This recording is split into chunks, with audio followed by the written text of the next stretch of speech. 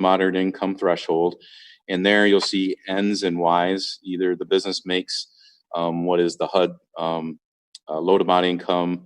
It's 39,000 and change for profit during a year, or it doesn't. But that doesn't exclude the business being put into the application. The hardship of COVID-19 that because of the shutdown, profit or sales have gone down, and obviously everyone here, either they're shut down completely or they're only partial open. And that the other requirement from them, that at first we sent out packets to everybody, hoping that everybody could apply. But if a business had received anything from the MEDC or the Small Business Administration, which included the grant program that ran through Greater Gratiot, that they would not be able to apply for this program. So that's why the ones that you see there. Obviously, there's a lot of other businesses in downtown that have suffered because of the shutdown, but they received some funding in the program almost about 2 months ago. So I wasn't able to put them on this list. Priority number one for the community, obviously, is a retail business. It provides some kind of retail service. It's a restaurant in the downtown area, and that for it to be essentially operate, the face-to-face personal service is needed. And obviously, everybody what we do in downtown is face-to-face. And what I did is go across each one and check the ones that it meets those items. If it's restaurant or retail, and obviously all those folks meet the essential service face-to-face. And then in step 3, selected for funding, meets the MEDC eligibility, meets the local eligibility, and those first 2-step categories there. And then at this point, obviously I just put question marks in the recommended funding, because that is kind of what we're here today, is take a look at these worksheets, make any comments that you may have, and then make a recommendation to include those businesses in the application that needs to be submitted by 5 o'clock on Friday the 29th.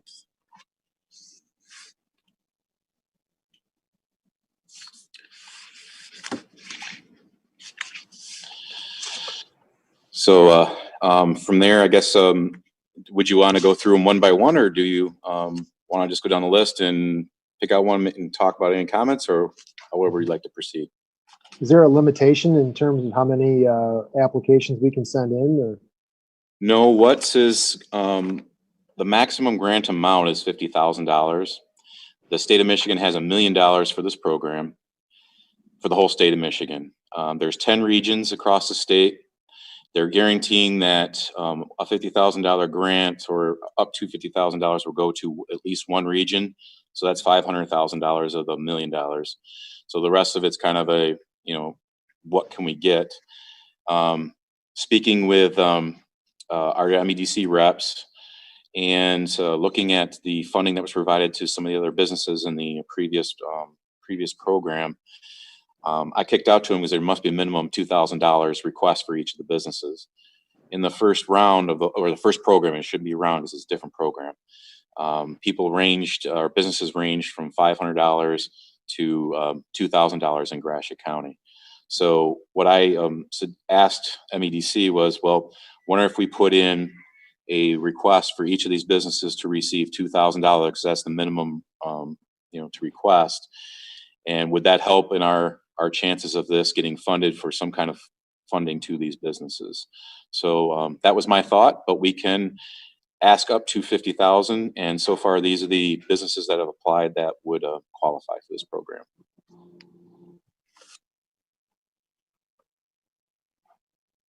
Is it possible that they would approve some and not all, or would this kind of be a bundle? Rhonda, that's a good question. It will be a bundle. Okay. Yep. So I don't know, I'm not a mathematician, but 5,000 would each, or these companies would make the 50,000. That's correct. So I kind of like that. And because $2,000, That's not going to go a long ways. And I guess one other question I have is, do all of these particular businesses own their building, or do some rent? Or Most of these are renters. the renters? Okay. Yep, most of them are renters. Yep. Okay. The only reason I was kicking out that $2,000 is the minimum. One is the folks who applied the first, for that first program. Most of them got 500, 750, maybe $1,200. So I was, trying to find something that makes it feel a little bit like, if I would just waited, I would have got a better deal. Yeah. And then plus us throwing in an application and asking for, say, $2,000 or $3,000 a piece. Maybe that would look better to the MEDC that, hey, we're not, we're trying to spread the dollars around, because that's what they're really trying to get after, is spreading some of this money around. I certainly understand that approach, and but maybe if we look more desperate too, Eric, they might say, "Oh, wow, these people, they really need their money." No, they do. No, I understand what you said. Yeah, yeah. So anyway, that's a little fun I had. Okay. Maybe I can chime in and help you out a little bit, because we helped out with a Greater Gratiot, helped out with the last MEDC program. Kind of put that one in perspective, there was $10 million that was put into grants. The way it sort of boiled out was Gratiot County ended up with about $40,000. And then that's how we divided it amongst that was amongst the county. And we tried to focus in almost the same criteria as what was talked about here, importance to downtowns and some of those. We took a little different approach than Isabella County. We partnered in with Isabella, Gladwin, and Clare. And so that group got, I believe it was $200,000. And then our portion of it that we kind of apportioned back to came back through based on population. And that's how sort of that first grant group kind of came together. I would say the same thing. If we're looking to try to get 50, you got to also remember this, instead of being 10 million, is a million divided across the state. I think we don't have a prayer in hell of getting 50 grand in Gratiot County. So well, shoot. Yeah. I'm just playing the numbers. I mean, you could, Ron, and I think Eric's plan about going, the first round of grants didn't put any parameters as much as what these did, which made it more difficult for us to try to figure out what you could do. I agree completely. $500 to some people with nothing. I mean, it was just peanuts that you did along that line. Some of the little larger ones over, $1,250 still isn't going to carry the day. I mean, in this case, if we had it up to 5, did all those, I mean, it would definitely carry more weight. We could roll the dice with it, see if we get it or not. I frankly don't know whether we get 2, we get 5 or whatever, but I think if they're trying to piece all this stuff together, if they're trying to put together a package with 20 versus with 50 over the whole package of it, we may have a better shot of getting a little more money. But is it a all or nothing? I mean, if whatever we ask for, 1,000, 2,000, whatever, will they maybe still come back with a lower number? But it doesn't mean that because they didn't pick the 2,000 that then you get nothing. I don't know, Eric, have you talked to Chelsea about that as far as?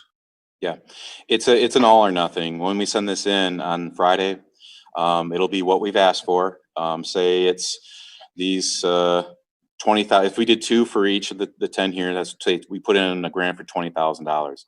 Either we get the 20, and then each one of these businesses, when the grant comes through, would get $2,000 each. And there's 2 sheets of paperwork we got to follow up with, send back to them.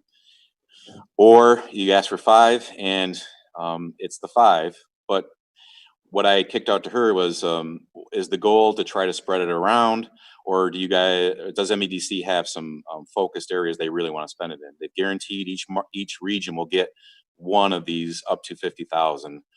And so the other ones are kind of up in the air to see what she asked for. But when I asked her that, she goes, well, let's say Alma asked for 30,000 as the number she used.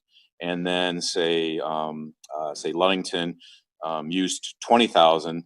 Well, maybe we could bundle those two together. There's a 50,000. So we get two more regions involved in the program that we wouldn't if we just gave 50 full thousand per grant, no matter what. So it's a crapshoot. But like I said, the other thought I had was in the previous program, folks only got 500 up to 2,000. And obviously this will be in the paper if we get it and these folks get awarded. I know I'll have people going, well, I should have just waited. Why did I only get 5? That sort of thing. So, but we're willing. It's as easy now. It's just a matter of putting the number in. So. That seems like a reasonable strategy to me. Well, anything is better than nothing that somebody gets. I mean, not everybody's going to get it. Just a second, guys. I'll put this over to you. Oh, I'm sorry. That's all right. My thought is anything is better than nothing because there's a lot of businesses that aren't going to get anything. So if you go too high, I wonder if you create some hard feelings between businesses that got nothing and the ones who got 5,000, we'll say, where 1,500 to 2,000 would be maybe a little easier to swallow. That's just my opinion. And I have to go minimum 2,000 on this program. Okay, 2,000. So you could always use that as well. We couldn't go less than that, but we didn't overdo it. I don't know. Just saving grace. So. And it sounds like they're wanting to be inclusive to more areas. So I get that. Okay, so I was being a little bit of a piggy there. No, $1 million across the whole state of Michigan is not a lot of money. So it is peanuts. It's some of these folks have lost a lot. Even $5,000 wouldn't even come close to covering what they've lost. Yeah. So. I guess that's what I was.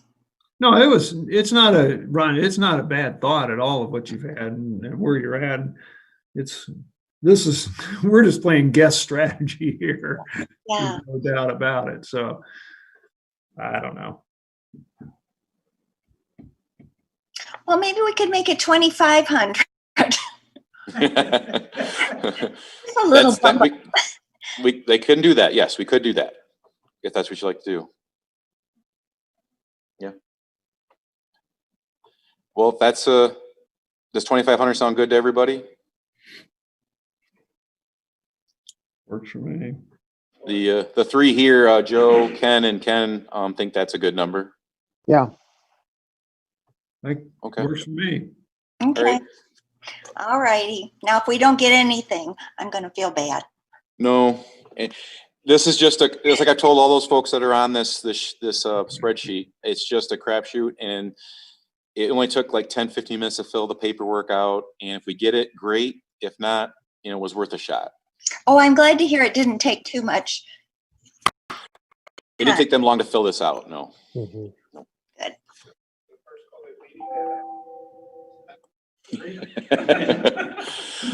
Does someone want to make a motion?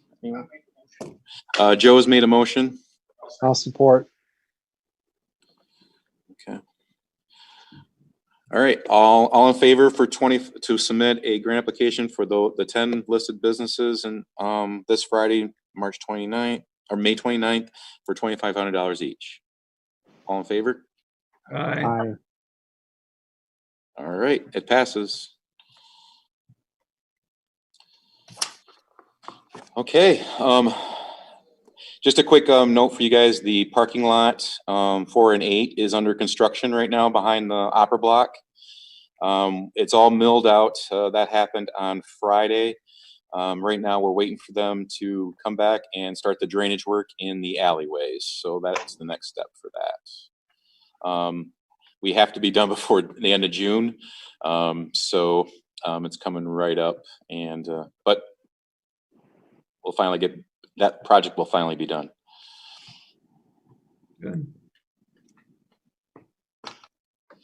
Is there anything else for anybody? I have wondered, Eric, if you have any thoughts about what the money that the DDA has that we, there might be needs that we could help with for downtown. Well, the last discussion that we had, we talked about using, whatever fund balance we have to do some public improvements. Like if you wanted to do something with trees, want to do something with lighting. That was kind of the feeling that I got the last time we discussed that, Yeah. was to put it to some of those projects. Yeah, we should get that money out there, I think. Eric, on that same note, I've read about some Michigan initiative where you can create zones within an area, public zones where you can consume alcohol and Yes. eat, to help. I can't remember what it's called, but Grand Rapids is applying for several of them. Do we have plans for doing that for any of our alleys or anything like that? That we could create those zones where it might help out the restaurants when they're able to open again, because they'll still be at limited capacity. We've talked about city commission not necessarily using that particular act that they just passed. There's a little more work you need to do with the business owners when it comes to that. But what we discussed about doing is providing extra space on the sidewalk and giving them permission to use extra space to serve the alcohol in a public area. They'll still need permission from the Liquor Control Commission, like say with the Alma Brewing Company. They, part of their license is to serve alcohol in that patio area. So what we could do is increase that patio area for them. In the case of like the Braveheart, they have the piece in the alley with their patio, but if they wanted to use more of that alley, it's their private property. So they could probably get a temporary approval from the state of Michigan to do that. Okay. And we would just give them permission to be outside to serve that from a local side of things. The districts, unless the language has changed since the last time I read it, it sounds like you create the district, you get all the bars that serve alcohol together, and each one of them agree that they all carry a liability insurance stating that, if one person leaves one place, they're kind of responsible for how they bounce around. And it might shake out, that it's not as bad as it sounds, but I haven't read the final draft of that. But in Ohio, downtown Toledo has done it, and basically you get a band. They give you a special cup, and when you leave the bar, you pour your drink into that cup, and that's what you use to go from bar to bar. In the last incarnation of that bill, they were talking about it had to be designated, a physical designation of where that district was at underneath the Michigan law, but that might have changed since the last time we discussed it. But it's something to look into, for sure. I think if you're going to expand the available area on the sidewalk, I think that's a positive, and probably sounds like a better solution than what I read Grand Rapids was doing, because it seemed kind of unworkable in its current iteration in Michigan. I don't know how it's gonna. It'd probably be better to let other people kind of work it out a little bit. But using the sidewalk makes sense. We've been doing that a little bit more with the outdoor cafes. When the main cafe opens, Mancino's opens, they can, they're more than welcome. We can expand their area. We're obviously working with their neighbor because they'll be using more sidewalk and they may be encroaching on the front facade of another business. But we'll do what we can to help them create more capacity for people when they get open. Indiana right now is allowing table service for up to 50% of their occupancy. So a lot of the businesses down there are trying to find ways to expand outside so they can get the numbers they need. So. Mm-hmm. Yep, that's all I had. But for the next time we meet, Andy, I'll get a hold of that act and we'll take a look at it more in depth. Okay. Anything else, guys? All right. Thanks, everyone. This went pretty good. Yeah, I mean, this is my first Zoom meeting. Anybody else? We've been doing a lot of them.